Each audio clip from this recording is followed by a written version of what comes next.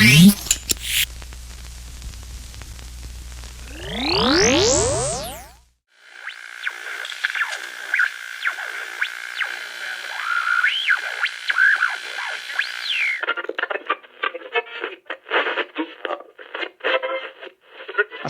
warahmatullahi wabarakatuh. Sahabat JF, ketemu lagi dengan kita bersama di Ngepodcast bareng JF, sebuah podcast yang diadakan oleh Masjid Jannatul Firdaus Taman Galaksi Bekasi untuk mensiarkan dakwah Islam.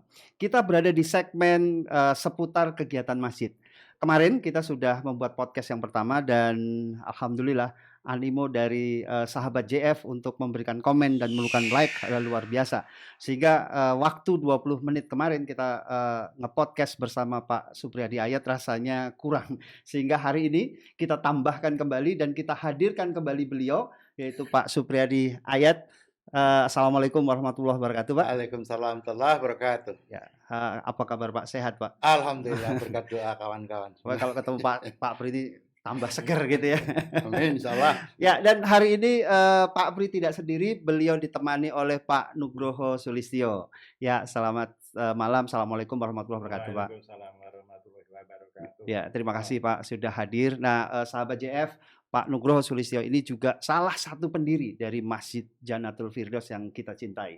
Beliau sekarang juga bertindak sebagai Wakil Ketua Dewan Pembina. Jadi ini ada Ketua Dewan Pembina dan Wakil Ketua Dewan Pembina. Lengkap ya Pak. Baik Pak Pri, Pak Nuk, ada beberapa hal. Ini kemarin kita sudah bercerita, ngobrol bareng. Pak Pri sudah cerita tentang sejarah awal dari berdirinya Masjid Jannatul Firdaus. Tapi ternyata sahabat JF ini masih penasaran Pak. Kayaknya ada beberapa hal yang belum diceritakan oleh Pak Pri. Sehingga yang pertama ini ingin kita gali lagi adalah Pak, di tahap awal kan kemarin kita nggak sempat singgung bagaimana menghimpun dana pendirian masjid, Pak. Kan bukan dana yang kecil gitu. Monggo Pak Pri. Terima kasih waktunya. Gini loh Mas. Memang yang pertama belum sempat karena waktu juga sih kita belum sempat ngebuka. Jadi gini, yang seperti secuil kita cawel, yaitu seperti waktu kita ngambil dana dengan Pak Rusdi Amnur itu loh. Terus akhirnya ya kurang efektif. Yang dapatnya cuma sedikit. Terus Pak Pri memotivasi Pak Rusdi supaya nggak patah semangat. Betul. Terus lebih ini lagi kan kebetulan para pendiri ini di company-nya masing-masing itu punya posisi gitu loh. Jadi ada yang ya senggolan-senggolan dari klien-kliennya gitu. Namanya kita punya klien disenggol, tolong dong itu mau surga enggak? Itu ada riwayat sedikit ya, tak buka ya sedikit, tapi saya enggak nyebut nama. Ada waktu itu salah satu kontraktor yang seperti biasanya itu kan kalau sudah selesai pekerjaan, pembayaran sudah dilakukan, terus ada memberikan sesuatu gitu kan. Nah, pada waktu itu kami arahkan ke sini, gitu loh. Mau masjid mau surga enggak? Mau. Nah, terus mungkin disangkanya ecek-ecek gitu kan, begitu ke sini, ukur itu masjidku, aku minta lantai esensa semua. Wah, alhamdulillah ketutup, kayak gitu loh. Jadi yang berbentuk bentuk jadi gitu loh. Jadi bukan, tapi ada juga yang masih berbentuk lembaran gitu loh. Ada juga. Nah, ini mulai tak singgung lagi. Memang keadaan waktu itu masih agak seret. Mungkin Pak Nur bisa nyampaikan bagaimana sulitnya membangun suatu bangunan yang beliau kan biasanya ada plafon dananya tersedia kan. Kalau ini ngecret gitu loh. Nah, memang ada kesulitan tersendiri pasti. Nah, itu kebetulan waktu kan yayasan kita pertama itu dulu Pak Gulam. Yang pertama ketua yayasan Pak Gulam Mahmud. Terus ya memang terus ngebangun. Pada saat yang kedua Pak Maman, itu kan masalah finishing kan rumpil kan. Nah kebetulan Pak Maman tuh nun sewu, beliau kan bintang 1 kan, punya rekanan cukup banyak, punya kawan, punya pengaruh, punya pengaruh dan punya teman-teman alumni dari Lemhanas. Nah, teman-teman alumni Lemhanas itulah disentuh semua. Itu Pak yang Oh. Yang gemeretek. Kalau boleh nggak sebut nama? Boleh Pak, Nah, boleh. kalau sebut nama dulu zaman Bapak Widodo AS, Oh, waktu ya. masih jadi Menko Polkam itu kan. Iya. Terus Pak Amon Naris, Pak Iya. Ahmad Sucipto, Pak Joko Pramono, itu semua marinir bintang semua itu. Itu tersentuh Masya semua. Allah. Ya. Makanya tembok di depan mihrab itu warnanya abu-abu. Oh, itu lambangnya Angkatan Laut ya? Bukan lambang, warna gitu loh. Aura Angkatan Laut. Iya Pak Pri, matur nuwun. Ke Pak Nuk sekarang. Pak Nuk, Iya. kan Bapak ini sahabat JF Pak Nugroho Sulistyo ini punya background di kontraktor dan sipil gitu ya Pak. REI. Nah, Pak, kan nggak gampang nih Pak. Tadi Pak Pri sampaikan bahwa kalau kita membuat sebuah proyek dananya ada, itu artinya tinggal mengawasi saja gitu. Nah ini bikin proyek dananya belum tentu ada. Nah itu gimana tuh Pak ceritanya di awal? Baik, mungkin saya mau nanya dulu awal. Kebetulan saya sebetulnya di karir saya itu pertama di kontraktor 2 tahun, kemudian di konsultan, yang terakhir di pengembang. Nah, background saya pada waktu saya ditarik masuk, masuk pendiri ya, itu saya mungkin yang paling akhir. Gitu. Saya mau berperan apa ya? Saya lihat satu hal yang saya lihat rapat pertama kali itu adalah denah. Jadi yang menarik sekali, denah yang waktu itu, denah masjid itu bentuk sisi-sisi temboknya itu persis sejajar dengan denah jalan. Ya. Waktu itu saya bilang, apakah jalan kita itu sudah sesuai dengan kiblat? Menyesuaikan. Ya kan? Jadi kalau gridnya sesuai dengan arah kiblat itu udah betul. Ya. Wah, belum tentu Pak. Waduh. Kalau itu ada 2 pilihan saya sampaikan. Denah masjid kita menyesuaikan jalan, tapi belum tentu sesuai kiblat. Atau denah masjid kita yang sesuai kiblat, tapi menyerong terhadap jalan. Nah, waktu itu diputuskan, ya denah masjidnya harus sesuai kiblat. Jadi serong seperti sekarang ini. Wah, memang di dalam perjalanannya kan dibetulkan lagi jangan Pak Maman dengan ada metode baru dibetul lagi hingga sekarang pun masih agak sedikit serong ya. Tetapi kalau itu pilihannya adalah denah masjid sesuai dengan grid jalan, ya memang masjidnya lurus seperti jalan tapi di dalamnya serong. Jadi itu sebetulnya yang buat saya pas lihat, alhamdulillah bisa menyampaikan kontribusi. Hari pertama saya rapat, diundang, saya melihat, saya sampaikan pendapat dan dipilih pilihan yang seperti itu tadi. Nah, kembali kepada, karena background saya itu waktu itu masih ke konsultan, yang menangani proyek, saya bagaimana caranya mengatur alur dari pekerjaan dan alur dari material gambar dan sebagainya agar sesuai dengan kebutuhan. Sesuai dengan kebutuhan dan sesuai dengan dana yang tersedia. Nah, kita dibantu oleh 2 perencana, Pak. Iya. Pak Taufik, kemudian satu lagi, saya udah lupa namanya, perencana struktur. Nah, kebutuhan gambar dan material kan harus sesuai dengan kebutuhan, tapi mereka juga bekerja kan. Jadi artinya kita harus bisa memaintain agar kebutuhan kita terpenuhi sesuai dengan tahapan, mereka juga tidak terganggu. Ini masalah pembangunan. Pada waktu itu alhamdulillah pada saat awalnya itu ada satu pendiri kita yang mempunyai hubungan baik dengan supplier. Jadi dia boleh ambil sampai seberapa banyak pun bisa diambil. Boleh ngambil material. Punya utang yang lumayan banyak. Itu terutama untuk pekerjaan fondasi ya. Untuk fondasi awal ya Pak. Jadi artinya begini, di samping kita punya pekerjaan masing-masing, kita 3 orang yang menurut saya sangat intens sekali itu adalah Pak Supriyatna, Pak Haji Priyatna, ya, Pak Taufik dan saya yang kita berusaha sekali untuk di dalam suun kami untuk kita selalu berkoordinasi. Jadi artinya ada yang bekerja tadi Pak mencari dana dengan pengaruh, Iya, saling iya. mempengaruhi dalam Iya. kebaikan. Iya. Ya, Ada juga yang merencanakan secara teknis. Jadi ini Iya, ngikutin iya. ya Pak. ya, Dan ada tadi Pak Nuk sampaikan ada support nih. Iya. Kalau ngambil material boleh dulu. Iya. Jadi yang bangun lebih pede gitu ya Pak. Iya, dan lumayan loh. Luar Emang biasa. kalau dari sisi itu kita juga tidak mengurangi rasa hormat kami dengan panitia yang renovasi. Ya. Kalau renovasi kas masih ada. Iya. Kita Iya, punya kas zaman dulu kita kas zero loh. Iya. Bukan zero malah minus kan. Kalau- Karena punya utang kan. Iya. Kalau zaman sekarang kasnya sudah plus ya Pak. Iya. Jadi ada PD gitu kalau membangun kan. Kalau mamanya dari donasi juga kurang, buka kas aja udah kan gitu loh. Tapi zaman dulu kan kita minus ya Iya. malah ngutang terus dia. Tapi mungkin itu Pak kekuatan doanya. Ya, baik Pak, pada saat sudah didirikan Pak, kan setiap masalah dari setiap masjid itu Iya. setelah masjid itu menjadi indah, menjadi bagus adalah jamaah. Iya. Ini mungkin saya ke Pak Nuk sebentar, baru Iya, nanti ke monggo, Pak monggo. Pri.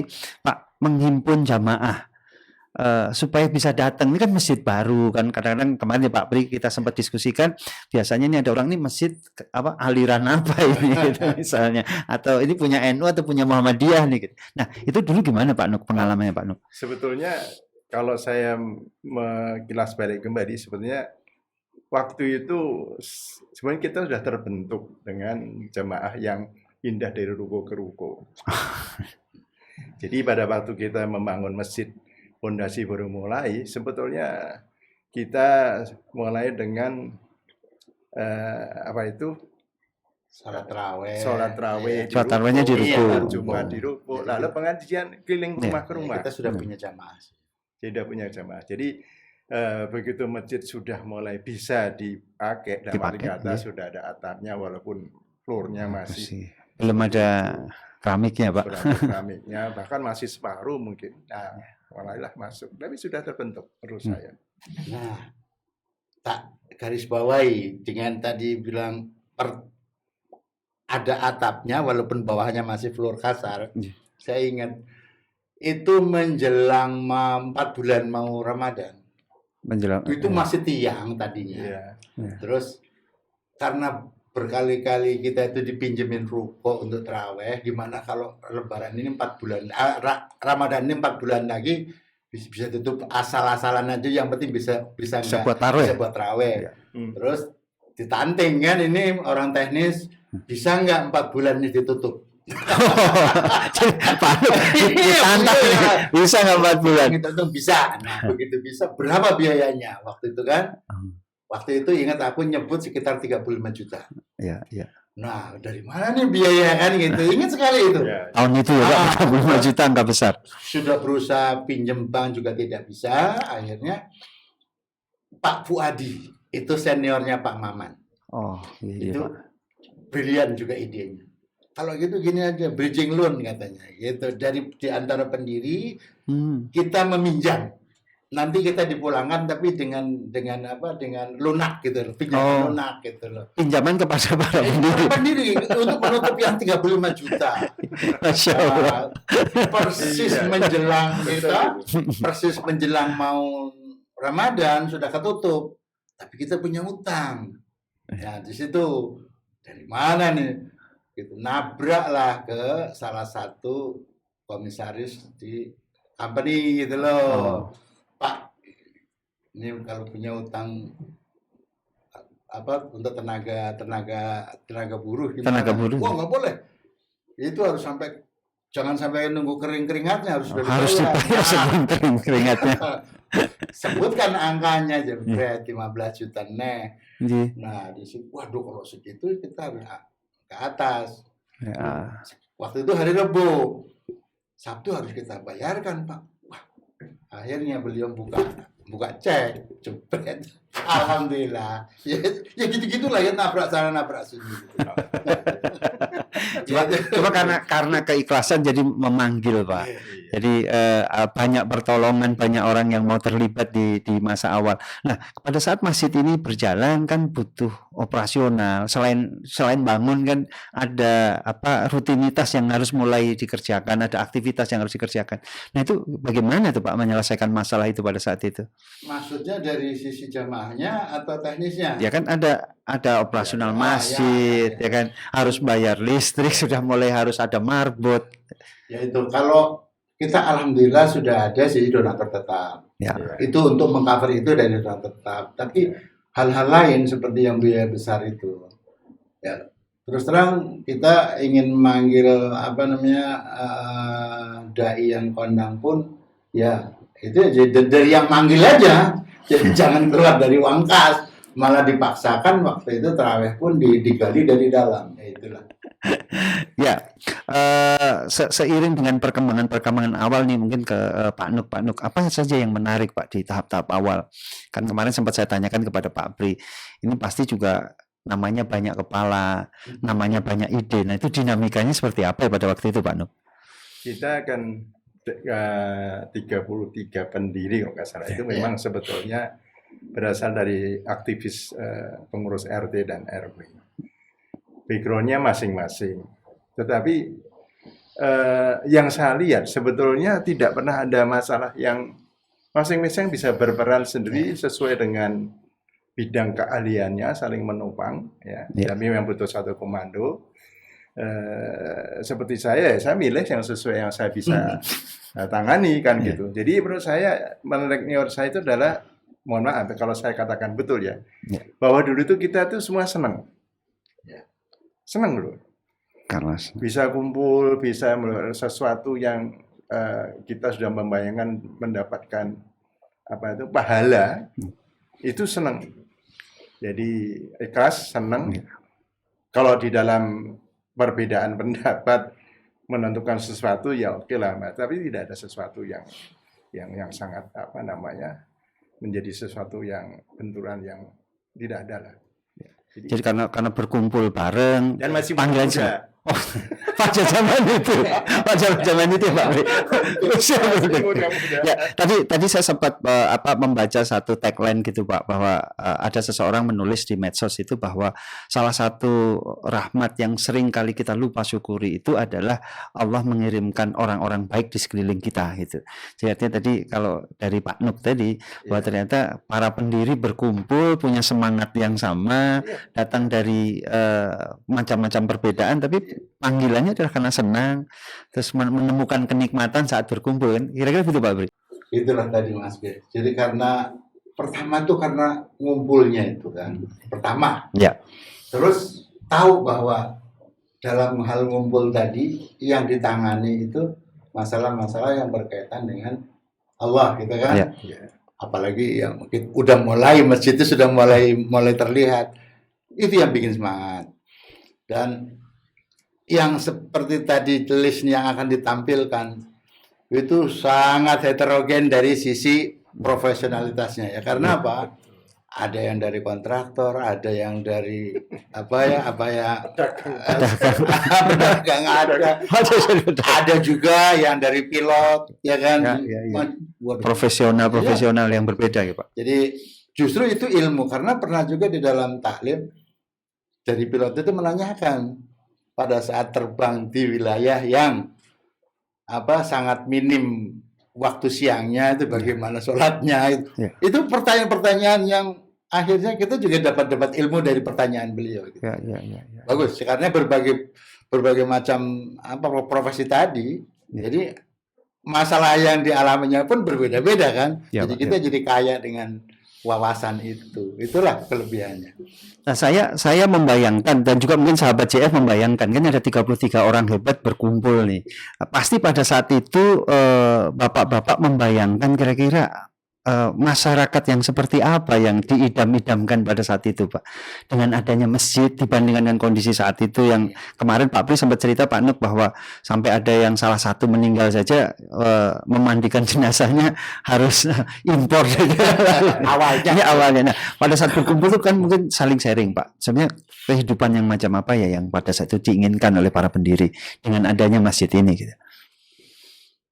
Waduh, mungkin kalau dari saya, sebetulnya yang kita harapkan dengan masjid ini didirikan, background dari para pendiri itu kan sebetulnya macam-macam. Semuanya Islam, tetapi mempunyai pandangan yang mungkin berbeda-beda. Tetapi kita sepakat bahwa kita tidak ya kita dirikanlah Masjid Janatul Firdaus yang seperti ini, di mana semua bisa masuk, semua bisa melaksanakan ibadah, punya pegangan yang jelas yaitu Al-Quran dan Sunnah. Itu yang kita jaga seperti itu. Kemudian dari sisi masyarakat sekitar, ya memang kita juga sadar bahwa kita ini tidak sendiri. Jadi artinya Taman Galaksi pada waktu itu juga mungkin lebih banyak non-muslim daripada muslim. Iya. Nah, saya pikir kita, menurut saya memang kehidupan bertetangga yang baik dengan umat yang lain, saya rasa harus kita lakukan. Ya.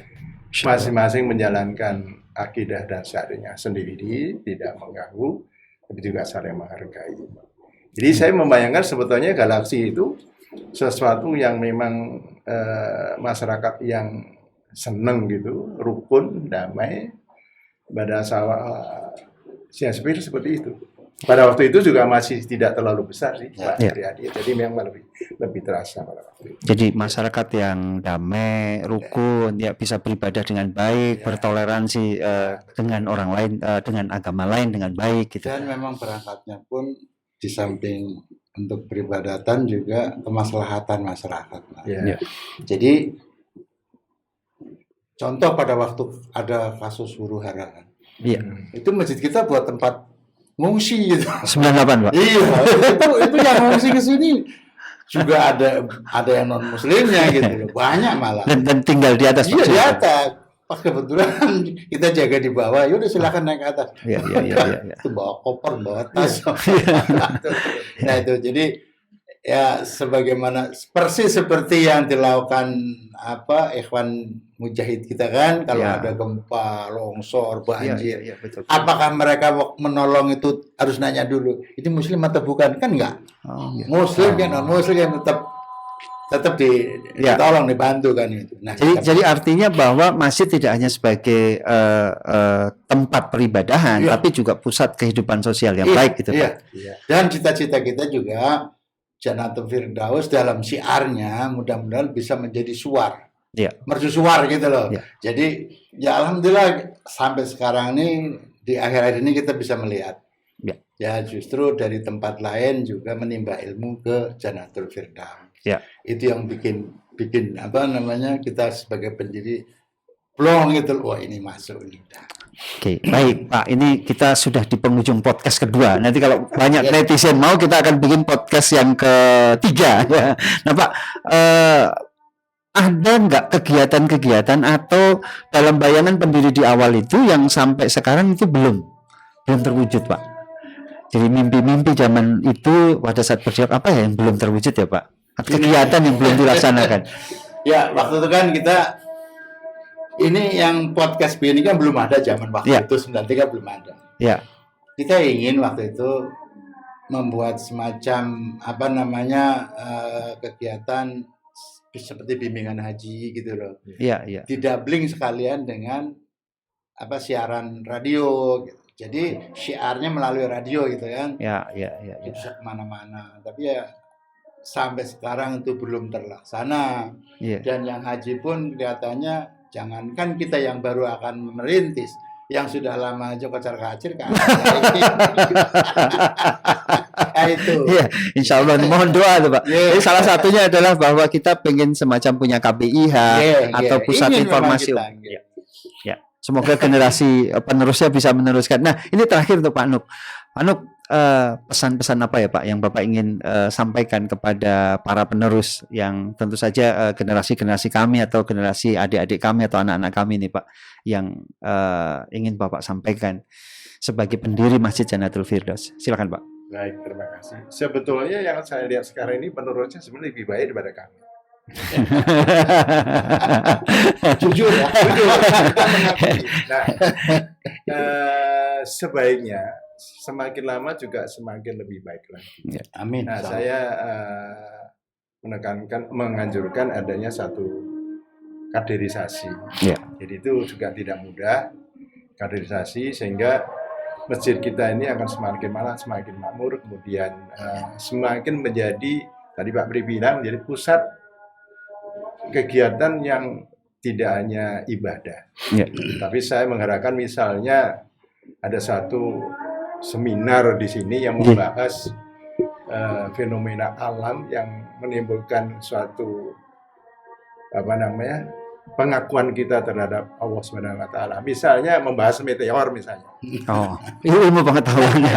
Ya. Tapi justru kita kaitkan dengan ada ayat Quran. Oh. Kejadian-kejadian alam itu kita ikatkan dengan pembuktian-pembuktian yang secara sains dikaitkan dengan yang disebutkan di dalam ayat Quran. Ya. Jadi masjid menjadi pusat perkembangan ilmu pengetahuan yang itu diharapkan diteruskan oleh generasi-generasi. Ya, Pak Pri. Gini, saya ada sedikit latar belakang dulu ya. Ya, Pak. Seperti ada pernah disampaikan seorang guru yang memberikan contoh kepada muridnya di kelas, sebuah toples besar yang diisi bola tenis sampai penuh. Sampaikan kepada si murid, udah penuh kan, udah masih bisa diisi lagi kan dengan yang lain. Kata murid nggak bisa, guru ngambil kelereng. Ternyata masih bisa masuk tuh kelereng di sela-sela itu kan masih. Di sela-sela bola tenis bisa masuk sampai penuh. Tanya lagi, masih bisa masuk lagi nggak ada yang lain? Nggak bisa. Guru ngambil pasir, masukin ke pasir. Sampai penuh, ke sela-sela masuk pasir. Masih tanya lagi, masih bisa nggak diisi lagi? Kata pasti nggak bisa. Guru bisa. Apa? Kasih kopi, dikocok. Masuk kan kopi ke air kopi masuk. Jadi pesan moral di sini apa? Kita sebagai kesatuan yayasan ini. Pikirkanlah yang besar-besar dulu. Pikirkan yang besar. Jangan yang kecil-kecil dipikirin, nanti entein energi kita kehabisan. Contohnya, suatu hal-hal yang sifatnya pribadi, serahkanlah kepada detail-detail gitu. Jangan yayasan ngurusin pribadi gitu. Jadi nanti kentekan energi di sini. Jadi, fokus kepada hal-hal yang besar. Itu dulu. Coba aja yang tadi toples tadi. Kalau pasir dulu dipenuhin, apa bisa masuk tadi bola tenis? Bola tenisnya nggak bisa masuk, sudah penuh di bawah ya, Pak. Gitu loh. Nah yang terakhir kan kopi. Nah kita ngobrol sambil ngopi. Luar biasa. Terima kasih Pak Pri, terima kasih Pak Nuk untuk podcast sekarang. Sahabat JF, satu statement menarik terakhir sudah disampaikan oleh Pak Supriyadi Ayat juga tadi oleh Pak Nuk bahwa masjid tidak hanya menjadi pusat peribadahan, tapi masjid juga pusat kehidupan sosial. Masjid bahkan menjadi pusat perkembangan ilmu pengetahuan. Dan tadi disampaikan oleh Pak Pri dengan sangat jelas, jika kita mengurus masjid, maka fokus kepada hal-hal yang besar, supaya kita tidak terjebak di dalam konflik-konflik yang kecil. Baik, terima kasih banyak atas perhatiannya. Sampai ketemu lagi di podcast berikutnya. Dan tadi seperti dikatakan oleh Pak Pri, bahwa masjid pun tidak hanya sebagai pusat peribadahan, bisa juga menjadi pusat pemberdayaan ekonomi umat. Jadi saya mengundang para pebisnis, saya mengundang para wirausahawan untuk bergabung bersama kita, dakwah bersama kami, dan Anda bisa memasukkan produk atau memasukkan sesuatu untuk kita jadikan bahan diskusi kita di perbincangan segmen khusus ekonomi dan wirausaha umat. Terima kasih banyak. Assalamualaikum warahmatullahi wabarakatuh. Terima kasih banyak Pak Pri. Ya.